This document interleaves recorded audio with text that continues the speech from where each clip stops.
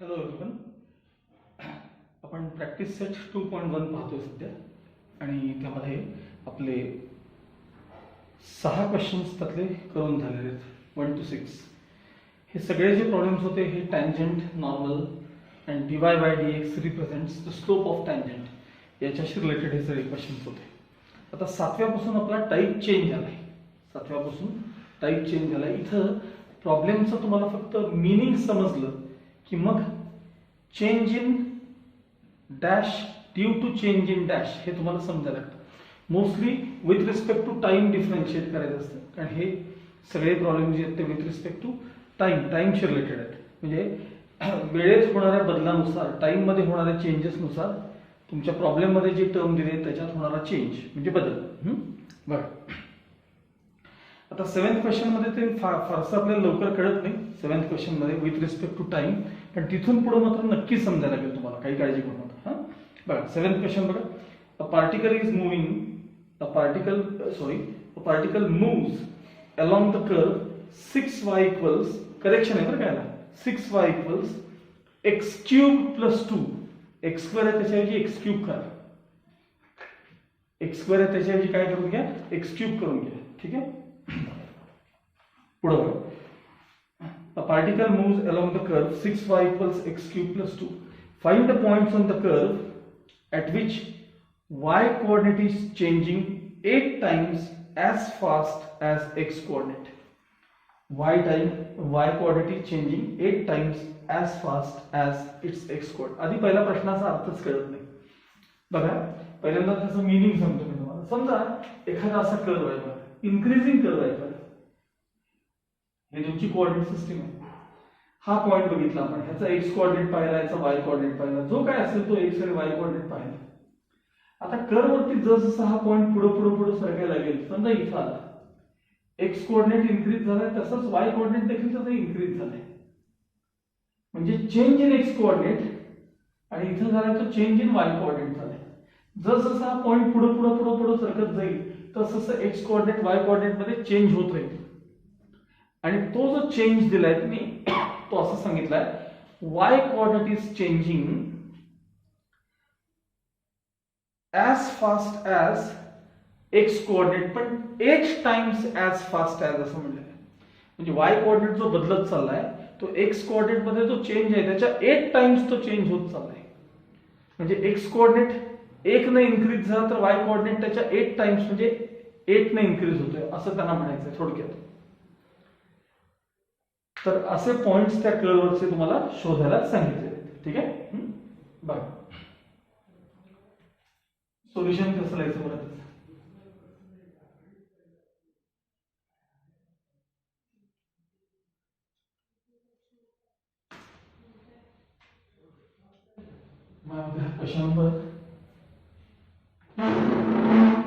Question number 7 चालू. Given the equation of curve,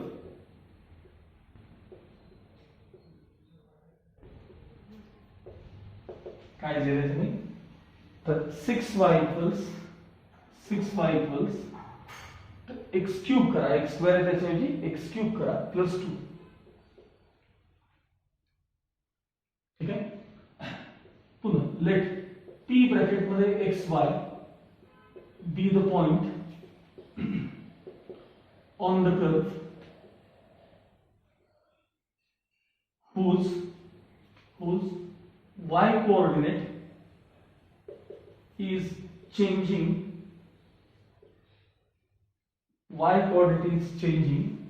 8 times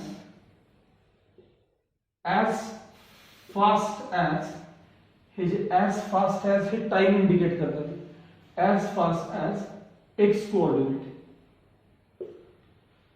y coordinate changing as fast as x coordinate. that is dy by dt change in y coordinate with respect to time is 8 times change in x coordinate with respect to time. dy by dt is equal to 8 times dx by dt. Equation 1. Change the rate of change in y coordinate, rate of change in y coordinate म्हणजे dy by dt is 8 times the rate of change in x coordinate. The rate of change in x coordinate म्हणजे dx by dt. हा जो change आहे तो with respect to time आहे. as fast as fast हे टाइमशी related term. नंतर तुम्हाला problem मध्ये हा एक सोडला तर सगळ्या प्रॉब्लेम मध्ये हे विथ रिस्पेक्ट टू टी काय हे लगेच कळणार आहे. कारण त्याने देतानाच तुम्हाला मीटर्स पर सेकंड किंवा किलोमीटर्स पर आवर असे तुम्हाला डिस्टन्सेस किंवा काही गोष्टी दिलेल्या असतात. त्यामुळे तुम्हाला लगेच समजून जाईल. फक्त ह्याच्यात कळत नाही. आता याचा वापर करून आपल्याला एक्स वाय कोऑर्डिनेट्स मिळवायचे. या कर्वचं इक्वेशन घेऊन consider 6y equals x cube plus 2. आता नीट लक्ष द्या. Differentiating with respect to t. मग x न y differentiating with respect to t. मग 6 इनटू ब्रॅकेट y चा derivative with respect to t म्हणजे dy by dt.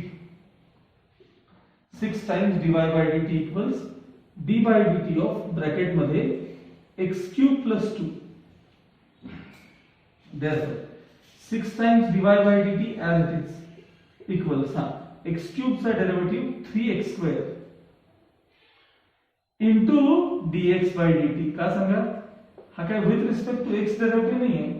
x cube चा डेरिव्हेटिव्ह 3x square हे विथ रिस्पेक्ट टू x झालं. पण आता इथे समथिंग चेन रूल वापरायचा. समथिंग क्यूब चा derivative thrice something square into something चा डेरिव्हेटिव्ह म्हणजे x चा derivative with respect to t dx by dt. आणि कॉन्स्टंट चा डेरिव्हेटिव्ह 0. आता इक्वेशन 1 मधून dy by dt आपल्याला रिप्लेस करायचं. मग 6 इनटू dy by dt आपल्याला काय आहे बघा. 8 times dx by dt equals 3x square into dx by dt from equation 1. दोन्ही बाजूचे same term dx by dt cancel आणि 3 ने डिवाइड करायचं. म्हणजे 6 into 8 upon 3 is equal to x square शिल्लक आहे. 3 ने डिवाइड करून घेतो. बघा 3 2 जा 6 8 2 जा 16. 16 is equal to x square. मग आता x म्हणजे x कोऑर्डिनेट आहे म्हणून प्लस ऑर मायनस 4. आता x प्लस 4 असताना y किती? त्या कर्ववरचा पॉइंट आहे. त्यामुळे त्यात रिप्लेस केल्यावर काय होणार तुम्हाला? when x equals plus 4 त्यावेळेस 6y is equal to बघा 6y is equal to x cube plus 2 म्हणजे 6y is equal to 4 cube plus 2. 6y is equal to 4 cube 64. 64 plus 2 66. Divide केल्यानंतर y equals 11. म्हणजे x 4 असताना तुम्हाला y 11 मिळाला. when x equals minus 4 पुन्हा 6y is equal to x cube plus 2. therefore 6y is equal to minus 4 चा cube plus 2.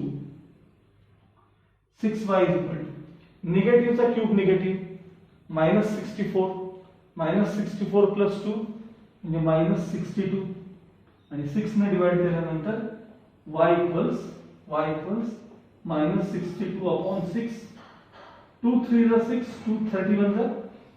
so final answer y equals minus 31 by 3. y equals minus 31 by 3. कधी x minus 4 असताना. Last line लिहायची. therefore required points on the curve are bracket मध्ये बघा x 4 असताना y 11 and x minus 4 असताना y minus 31 by 3. हे तुमचं final answer आहे. हे प्रॉब्लेम सोपे असतात. फक्त 2-3 वेळा तुम्ही सोडवून घ्या. तुम्हाला सगळ्यांना जमायला लागतील. त्यातली लँग्वेज कळली पाहिजे, भाषा कळली पाहिजे, तर हे सगळं जमतं.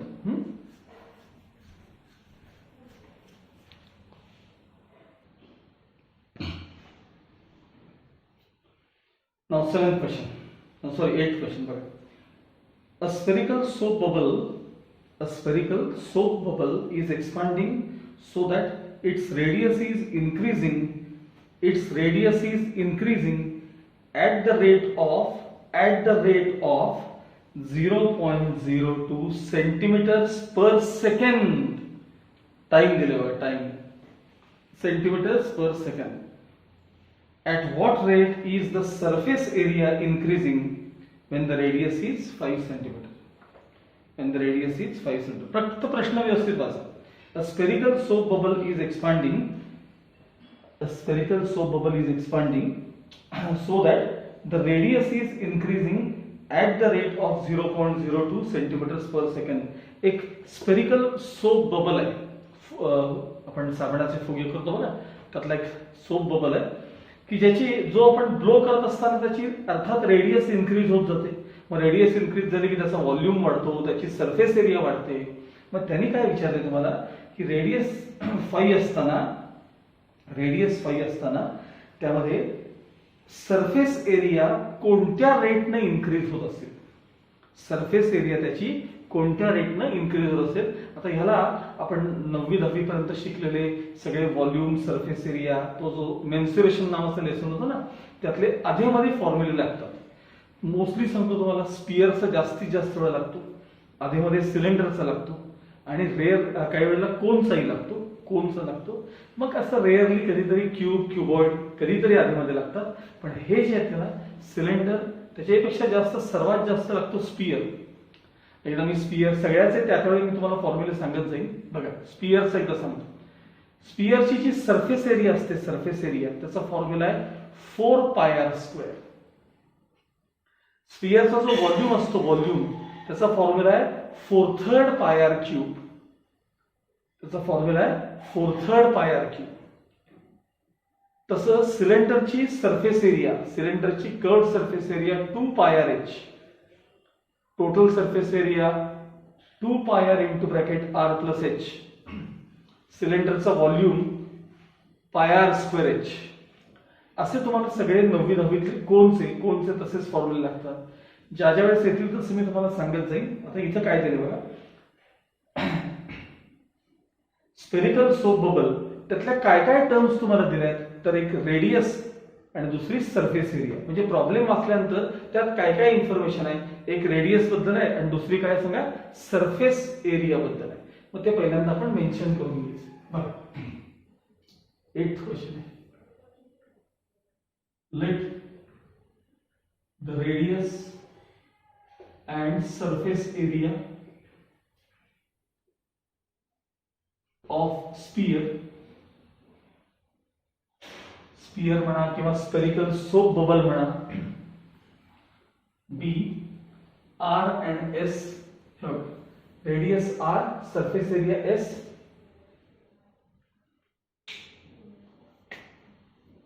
at time t.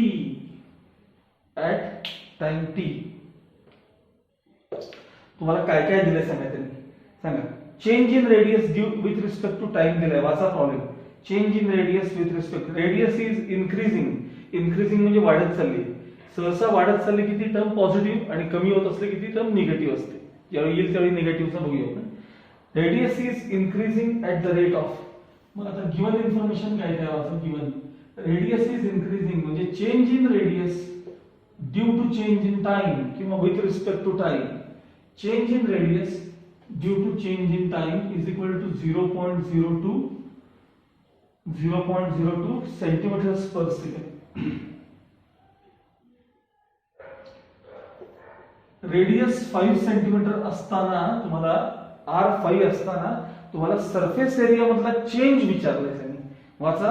How fast किंवा at what rate is surface area increasing.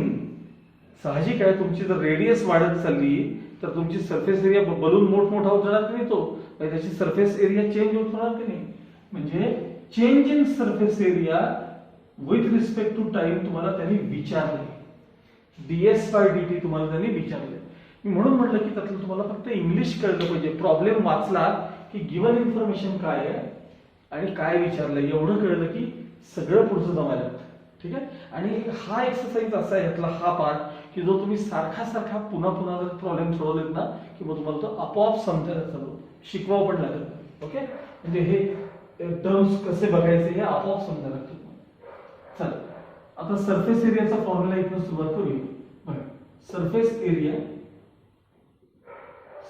area of sphere is given by surface area का formula है 4 pi r square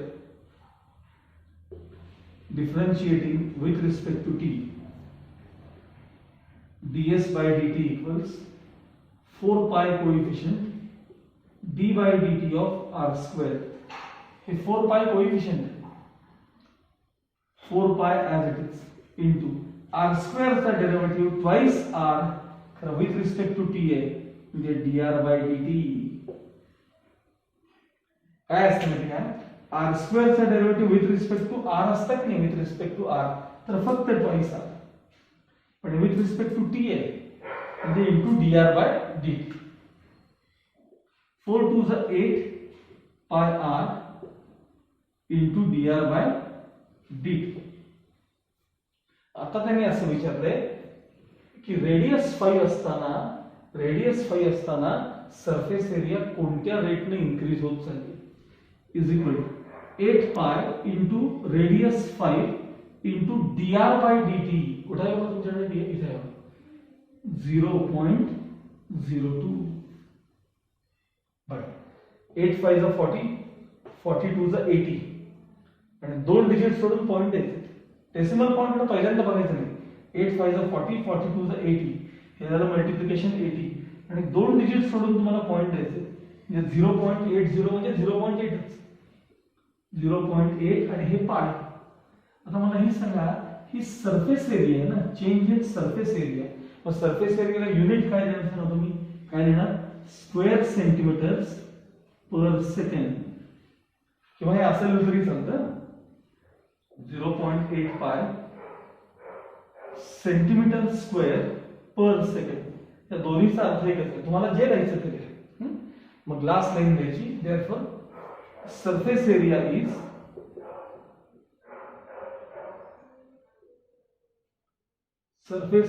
is increasing at the rate of 0.8 pi centimeter square per second. हे अशा प्रकारचे ह्याच्यात problem असतात. आता हळूहळू तुम्हाला जसं पुढे जायला गेलं तसं सगळे कळायला लागतील.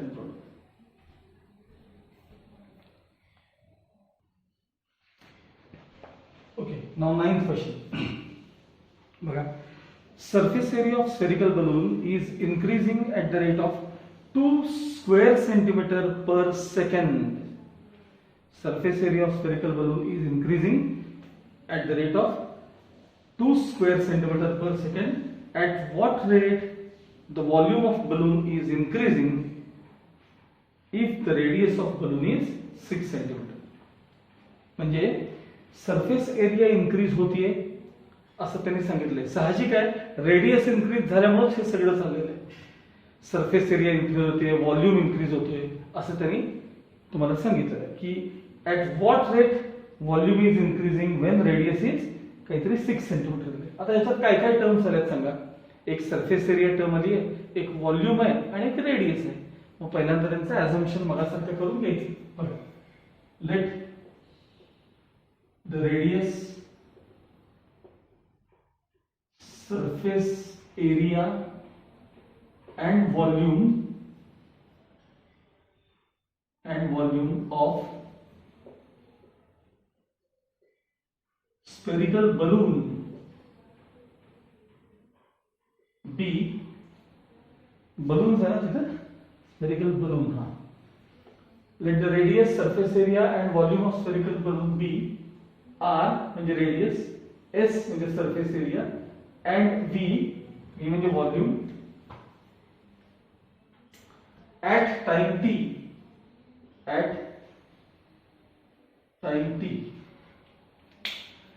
आता त्यांनी दिलेली इन्फॉर्मेशन काय काय दिली बघा given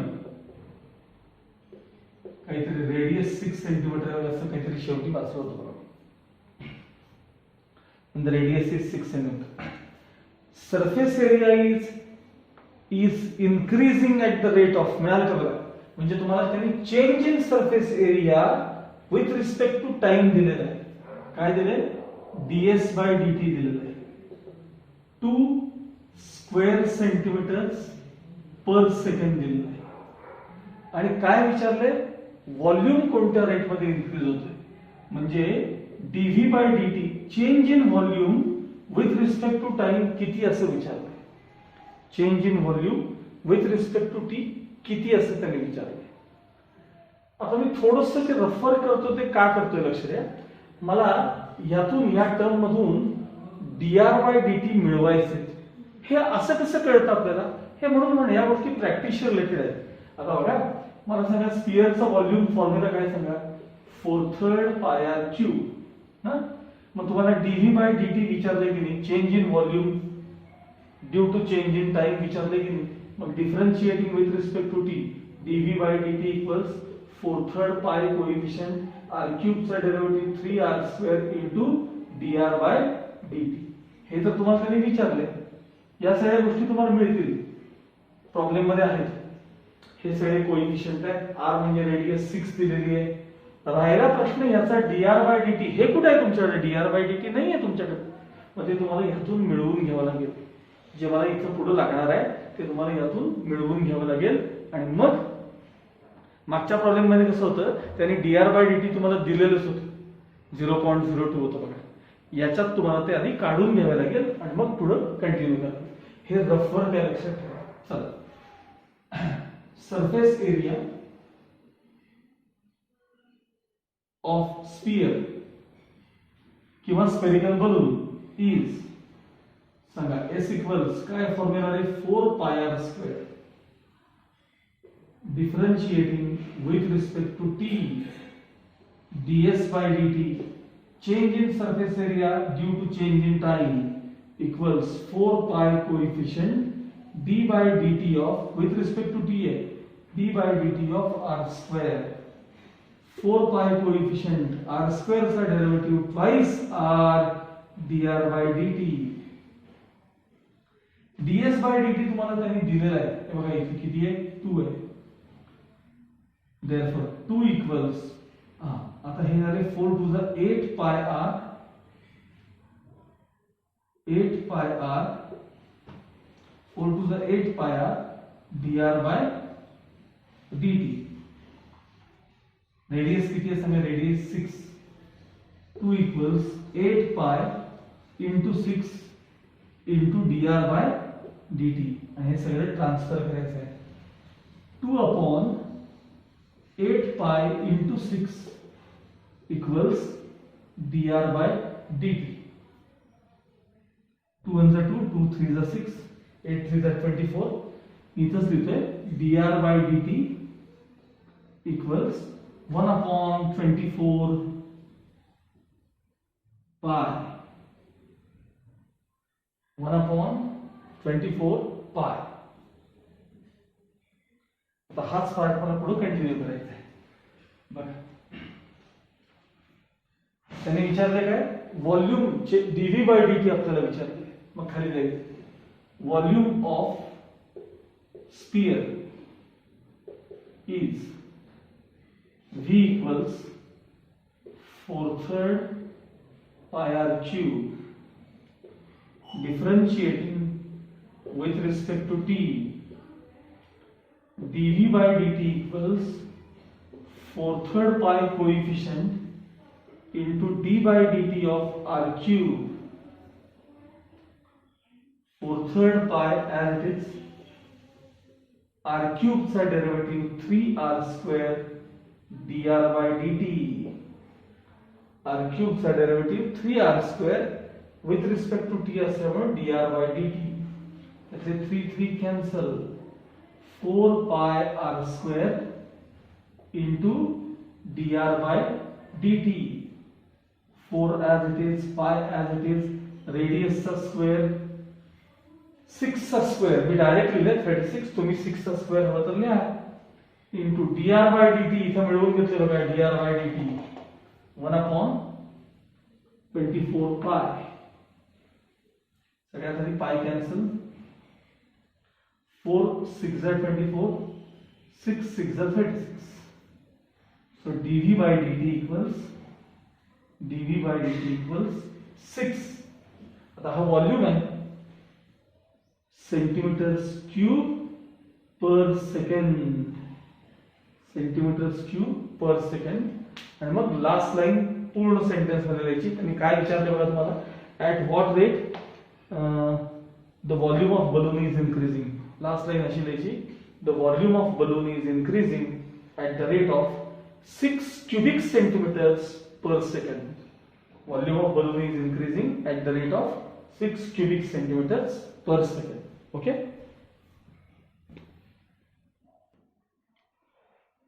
Okay, now question number 10.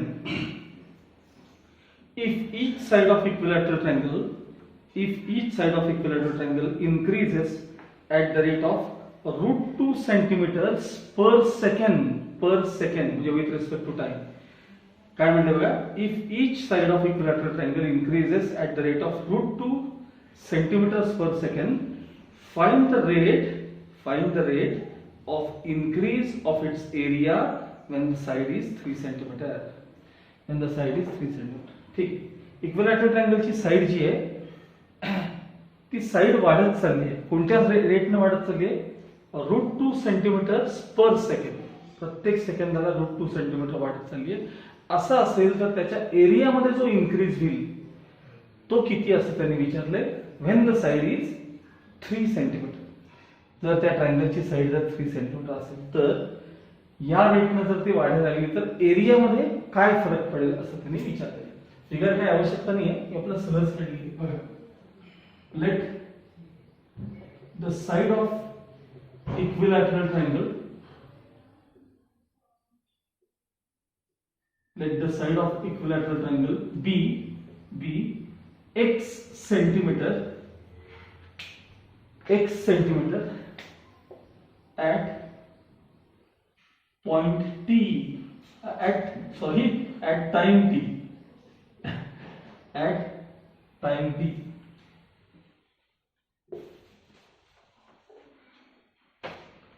at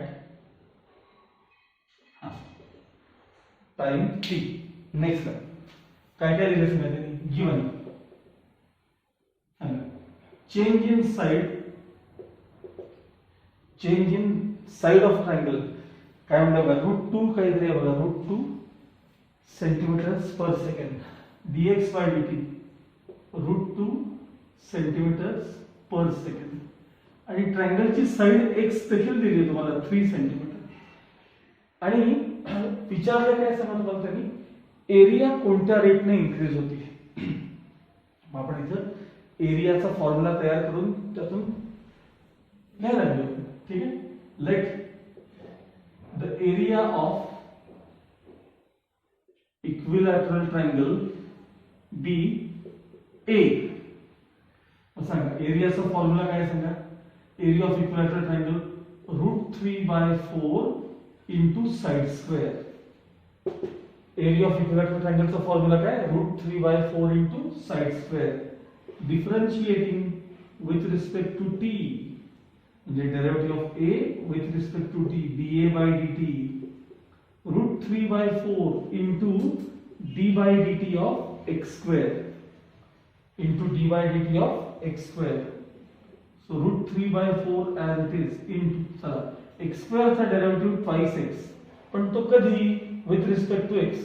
आता हे विथ रिस्पेक्ट टू t आहे म्हणजे हे झालं समथिंग स्क्वेअर चा डेरिव्हेटिव्ह 5 समथिंग इनटू समथिंग चा dx by dt equals √3/4 into 2 into x म्हणजे तुमची साइड आहे बघा 3 into dx by dt दिले बघा तुम्हाला √2 दिलेलं आहे. किती दिले, √2. 2 1 2 2 2 4. Therefore dA by dt equals बघा 3 √3 into √2 म्हणजे √6, 3 √6 आणि अपॉन हे 2 शिल्लक आहेत. आता ही एरिया आहे ना, एरिया मधला बदल आहे, चेंज इन एरिया म्हणजे centimetre square per second. Last line द्यायची आणि असं विचारलं मला, at what rate the area of triangle is increasing. मग असं लिहायचं, the area of equilateral triangle is increasing at the rate of 3√6/2 square centimeter. एवढे ते सोपे क्वेश्चन असतात. ठीक आहे.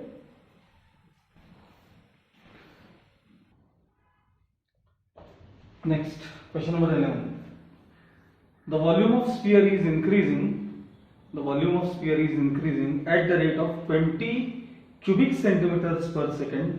Find the rate of change of its surface area when the radius is 5 centimeter. Volume कोणत्या रेटने इन्क्रीज होतो हे तुम्हाला दिलं आहे आणि सरफेस एरिया कोणत्या रेटने इन्क्रीज होते हे तुम्हाला विचारलेलं आहे आणि रेडियस तुम्हाला दिलेली आहे 5 सेंटीमीटर. मग पहिली जी लाईन आहे ती नेहमीसारखी, आता मी फक्त शॉर्ट मध्ये लिहितोय बघा. Late the radius, surface area and volume of sphere